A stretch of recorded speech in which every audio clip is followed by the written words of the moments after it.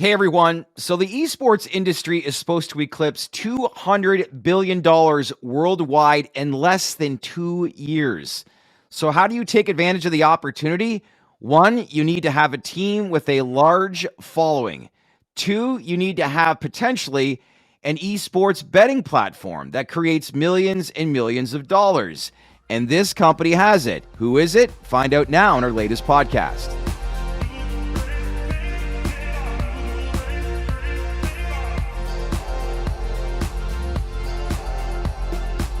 Hey everyone, welcome to the Dales Report, and I am happy to be joined with the CEO of React Gaming, Laurent Benezra, who joins us here this morning. Laurent, Esports, we're going to dive into this. How are things? Things are excellent. Thank you so much for having me on the show. Looking forward to this, and yeah, things are big. Things are coming along. You guys are obviously in a huge industry that has big growth. When I look at these numbers, it's kind of staggering where esports is. Less than 2 years, this is an industry that predicts to be over $200 billion worldwide. Big numbers to say the least, but I have to ask, what does one company have to do to obviously stay like laser focused in an industry that's so big? Like, how do you grow, execute your model, and become a major player and stick within your lane in an industry, like I said, that has such huge potential upside? Well, it's a very good question. I think our mission statement for the past 2 years, when we embarked onto this journey of esports, was to create an ecosystem and have an ecosystem that is built on esports and built around two platforms, two technology platforms that we have. The first one being LOOT.BET, which we closed the acquisition last month. It is the largest online esports wagering platform in the world. And the second one being Compete.gg, formerly known as HypeX, which is a peer-to-peer social wagering platform. And those are the two platforms that we built our ecosystem around. And we've made sure that everything that we've gotten out there in terms of assets, in terms of teams, is complementary to those two platforms. So when I look at Loop.bet, you announced this probably, almost a year ago, and like you said, is one of the leading premier betting platforms in the esports betting space, 62.2 million euros for the year ending December 31st, 2020. So here we are 18 months later. Looking back at that acquisition, how has it held up? And can you kind of maybe share some numbers as to what the true potential is on this moving forward here in 2022? Yeah, certainly. Look, it's held up very well. We do have to imagine that there is a war going on, unfortunately, in the world. The atrocities that are doing in Ukraine have impacted business in terms of our business. We are primarily in Eastern Europe. For the past 2 months, we've been moving those over, changing our geography, going into other countries. Luckily, I won't lie to you, we've been hit. It happens, but we are moving efficiently. We're moving efficiently out of those countries and moving into the Philippines, to give you an example, where there's 106 million people. And we strongly believe that it's our next very big market for us. Brazil is another market that we're currently in. Sorry, we already are in the Philippines, but we're going to be expanding that. Brazil, same thing. We are already in Brazil, but we're going to be expanding that. So we're moving our businesses away from the areas that are affected by the war. For us, this is a time to really. It's the best platform in the world. Esports is not going away; it's only going to get bigger. So now it's really, we're pushing ourselves to go to other sectors and other regions. When you look at the Philippines, 109 million people within that country, do you have an idea of stats as to like how many people within the country are playing, obviously, A, video games, and B, most importantly, betting? Yeah, absolutely. So these stats, the last ones I got were 30%. So 30% of 30% of the population plays video games. For the betting, we're looking at about a 20%, 20 to 25%. Don't forget, those figures are the licensed betting out there. There's always gray market. There's in Canada. There is everywhere in the world. But I mean, Yeah. it's an opportunity that North America doesn't offer us. Look at Canada, just to give you a population. Canada's 36 million people, maybe 38 million, depending on the census. Yeah. This is 109 million people. So you can It's funny you bring up Canada because, both you and I are living here, and there was a big announcement, obviously, 2 weeks ago in Ontario about single game betting for traditional sports. And when I look at that market, you have, 13 million people and 9 licenses within that province. So this is where I'm starting to learn, yes, this is a sport that has actually grown so much here in North America. But would you agree nowhere in comparison when you look at other markets across the world? Because I feel like we're still way far behind of the true realm and understanding of the growth of this industry. Do you agree with that? Oh, you're absolutely right. The best comparison I can give you is look at soccer or football in the rest of the world and how big it is. And then you look at soccer in Canada. It's tiny. Not a lot of people follow it. It's not that big. But meanwhile, in Europe or the rest of the world, it's so big that it packs stadiums of 100,000 people. Right? It's the same thing in the rest of the world. So Europe, Eastern Europe, Southeast Asia, Asia itself, esports is a mainstay. The last League of Legends tournament called the International drew in over 120 million viewers. So think about that. It's about 10 times the Super Bowl, and we're talking about a video game. That's I know, and this is the promising thing about the growth of the industry is that, look, I'm 45, but when I talk to 20, 25-year-olds, this is what is normal to them. And, this is where I'm saying we don't really understand. I think younger generations kind of sit here and laugh and think of this is where it's going to go here in North America. But when we look at especially markets like Asia, as you said, if you potentially could be operating in the Philippines, when you look at that market in general, what's it like as far as competition? Is there a lot of people already operating there, or does it present potentially, if you were to expand into that market, a lucrative opportunity for you? Extremely lucrative.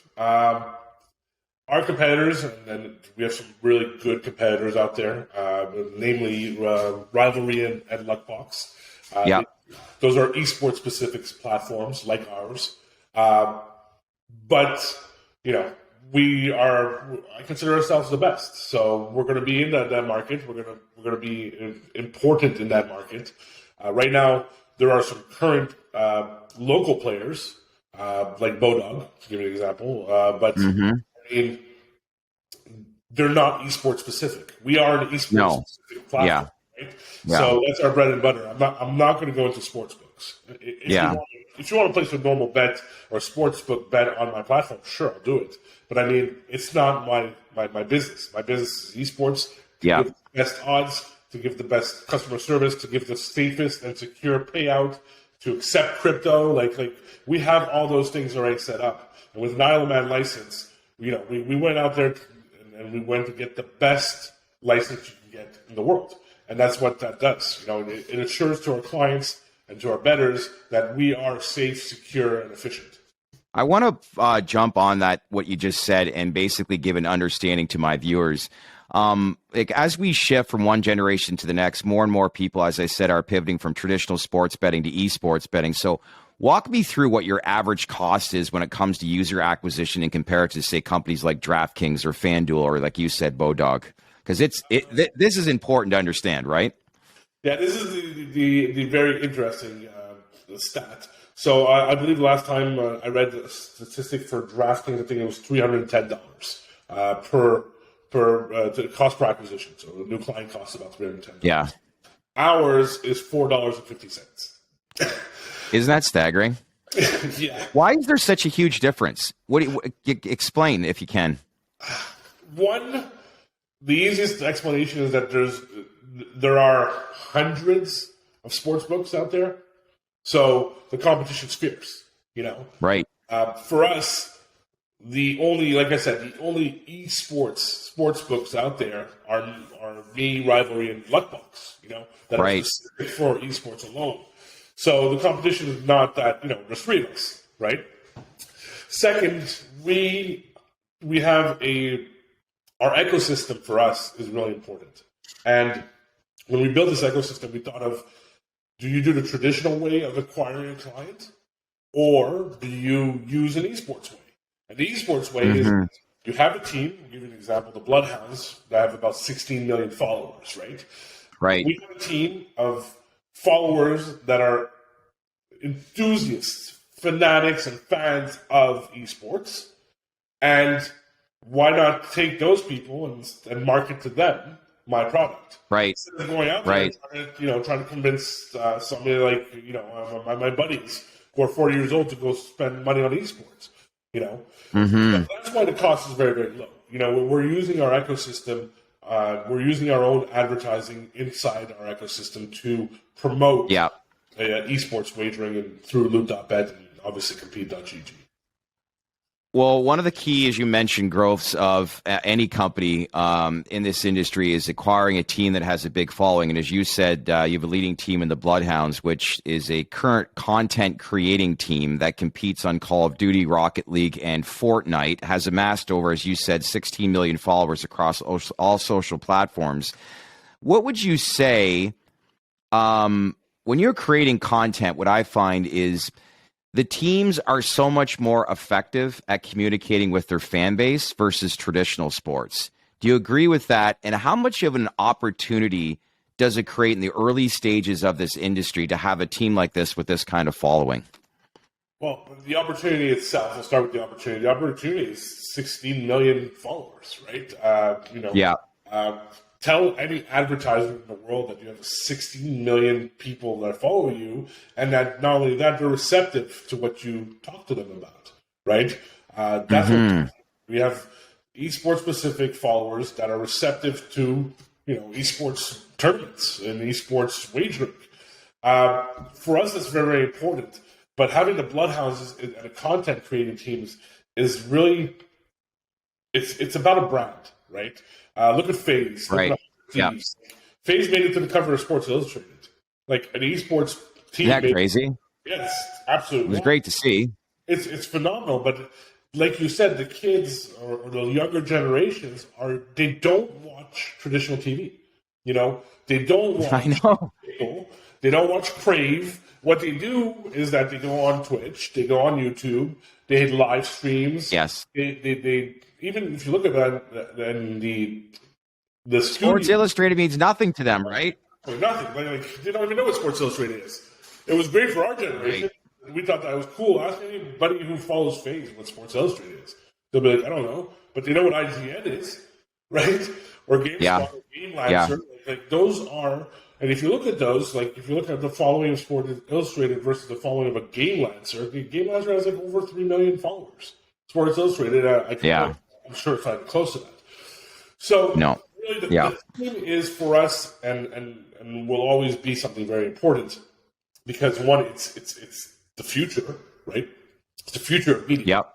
Media and entertainment will go through teams. I'm telling you, like whenever anything that has to be done esports wise, kids will watch other people play video games anytime now, And for us, it's really, we have a platform. We have an esports wagering platform. So we're going to move and we're going to funnel all those people towards our Loot.BET platform. And that's how we, make sure that we're going to win this war almost, because it's just started. It's a brand new industry. We're at the beginning of it, So when you look at your team and the influence that they have amongst users, as you gain users through your teams, I'd like to understand how many users you currently have and what that translates into per user revenue-wise on a per-month basis. Certainly. User per platform or user in the whole ecosystem? On the whole ecosystem. Okay, so the ecosystem has about 17 to 18 million users. Easily. Wow. I'll give you a stat. Sorry, go ahead. No, go ahead. Sorry, finish off. So Loot.BET has about 450,000 users. The Compete.gg has about 27,000, but more importantly has 1,700 daily active users, which is a wild statistic. The Bloodhounds are about 16 million, and then Parabellum has 500,000 users. Parabellum is our professional Rainbow Six team. So when I look at, what would you say based off an acquisition like Loop.BET? You have your teams in place. Do you have an idea as to how many users on average you like to accumulate on a per month basis moving forward? Certainly. Our target, and this is a very conservative target, is 1,000 new users per month. So 12,000 new users for the year. But we want them to be active, right? So we call them You're right. FTDs, first-time deposits, right? So we are targeting first-time deposits of 1,000 new users per month. The average revenue per user for us is about $100 per month per user. So wow! So 450,000, and then you're out of that is $100 per month. Yeah, that's good revenue stream on. That's for sure. Yeah, well, yeah, that's why we did this, right? That's why we have, like I said, we could have gone to the black hole of SEO, SEM, and fighting against, like Wayne Gretzky on BetMGM, on TV. Yeah. Or we could buy a team that has 60 million users and funnel those through into an esports wagering platform, and that's exactly what we're doing. How many markets are you currently operating in globally? 82. And what are the biggest markets that you find right now? Well, with the war has changed. Obviously Russia used to be one of our largest markets. That has changed completely. We're not dealing with. You're confident though that will come back though, correct? Yes. As things start to settle down. Yeah. Look, unfortunately, the Russian people are not the ones that are doing this. It's so. I believe that at some point, and this is my opinion, I don't like talking politics to tell you the truth, but I hear you. This dictator, or I don't even want to call him. I don't think I can use the word here, but I mean, this not very nice person, Putin, will be taken care of, and we'll go back to world peace, which is very, very important. So we'll go back to that market at some point, but for us, Germany's huge. Like I said, Philippines, Brazil, Peru. I can name you our top 10 right now is Germany, Philippines, Indonesia, India, Denmark, Poland, and Italy.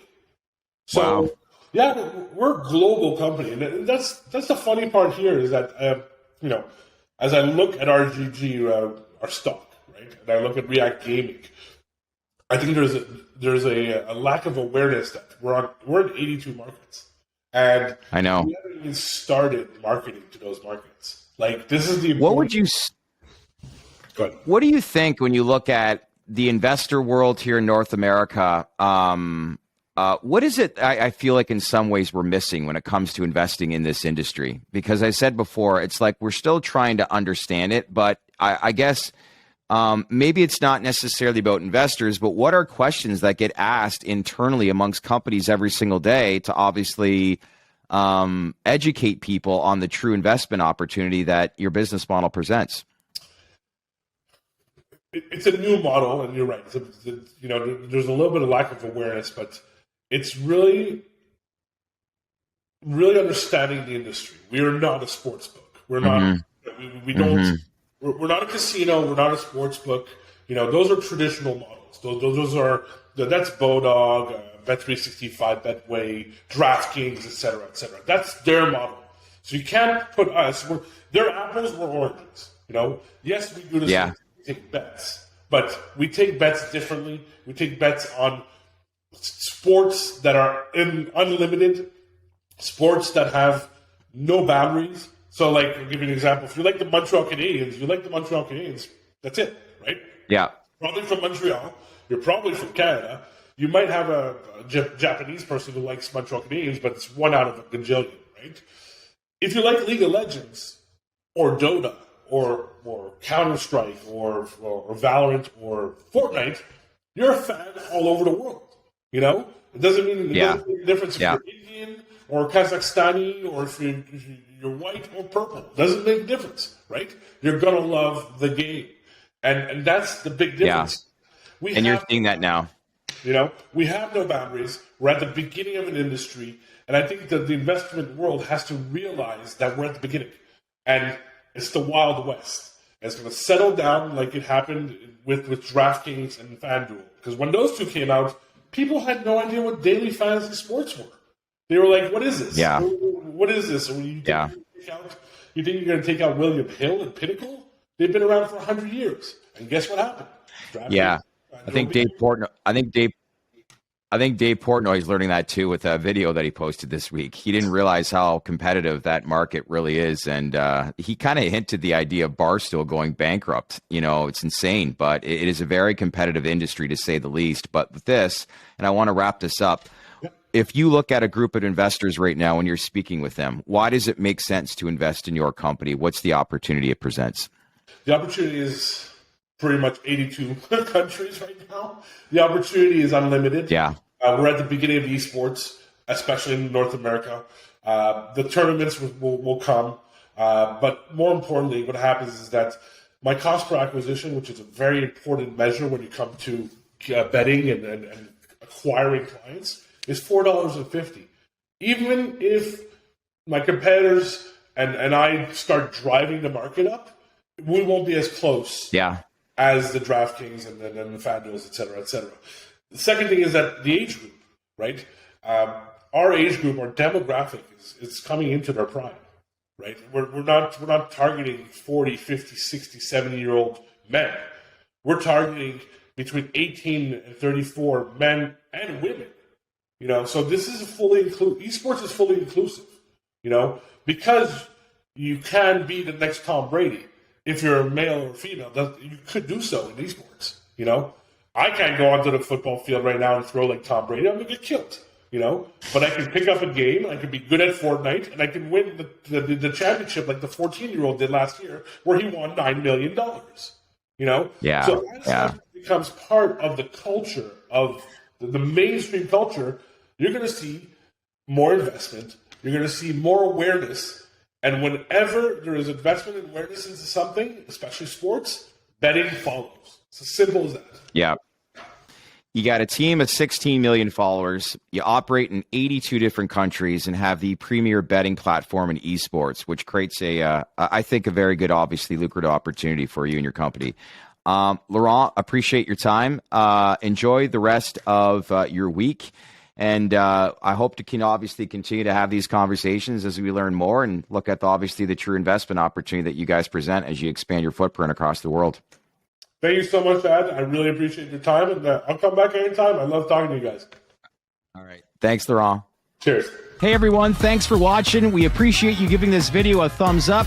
We also value your feedback, so leave a comment below. And if you like what we do, then share this video on your socials. And don't forget to subscribe to our YouTube channel and tap on that bell to receive notifications for all future videos that we post. Thanks for watching.